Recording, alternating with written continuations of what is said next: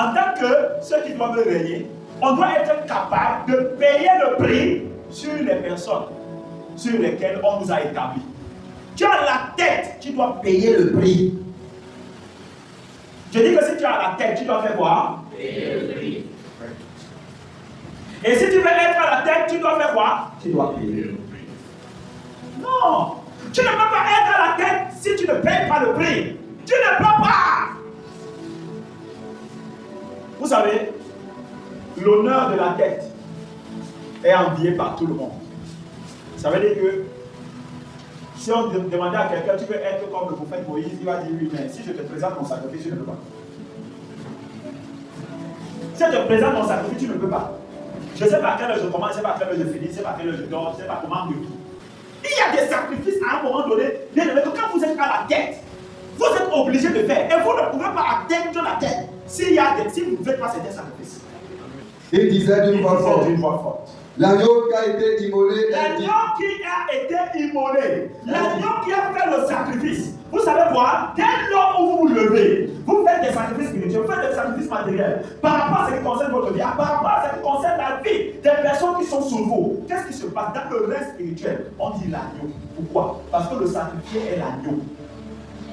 Le sacrifié est l'agneau. On dit l'agneau là qui se sacrifie est digne d'être béni. Est digne d'être élevé. Pourquoi? Parce qu'il se sacrifie. Amen. Oui. L'agneau qui a été immolé est digne de recevoir la puissance. Est digne de recevoir la puissance. La première chose qu'on a dit, c'est quoi? La puissance. La richesse. La richesse. On a dit, première chose, puissance. Deuxième chose, richesse. Ça veut dire que sur cette terre, on doit avoir deux choses. Les autres vont venir. Mais si tu n'as rien là, tu dois avoir deux choses. La puissance et la richesse.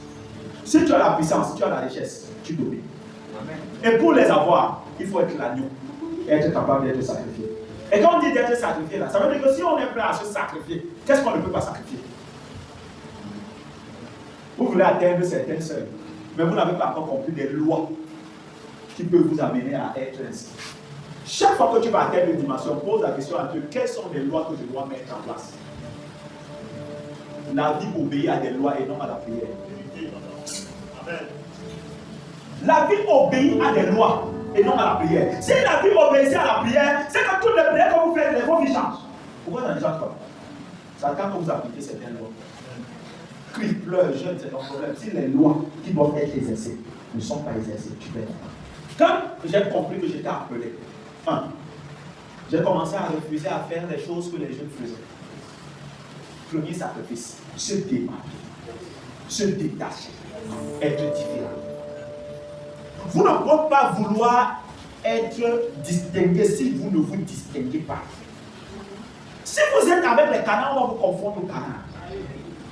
Vous êtes avec les porcs, même si vous n'êtes pas porc, on va vous confondre aux porcs. Sors d'abord au milieu des porcs. Et dis, Seigneur, moi je ne suis pas le porc. Je suis tel localisé. Vous ne pouvez pas vouloir toucher ces règles. C'est pourquoi vous allez voir ceux qui ne comprennent pas ces choses. Quand tu atteins une certaine dimension, on va dire que tu as porté tes mains quelque part. Ils ne comprennent pas. Ils ne peuvent pas comprendre. Mais il y a ce qu'on appelle la loi du sacrifice. Quand vous faites le sacrifice se déploie sur tous les niveaux. Sur le travail que vous faites, sur le fait que vous êtes disposé pour les autres, vous faites du bien aux autres, vous faites tout pour que ceux qui sont sous vous soient bien. Comment vous n'allez pas être bien?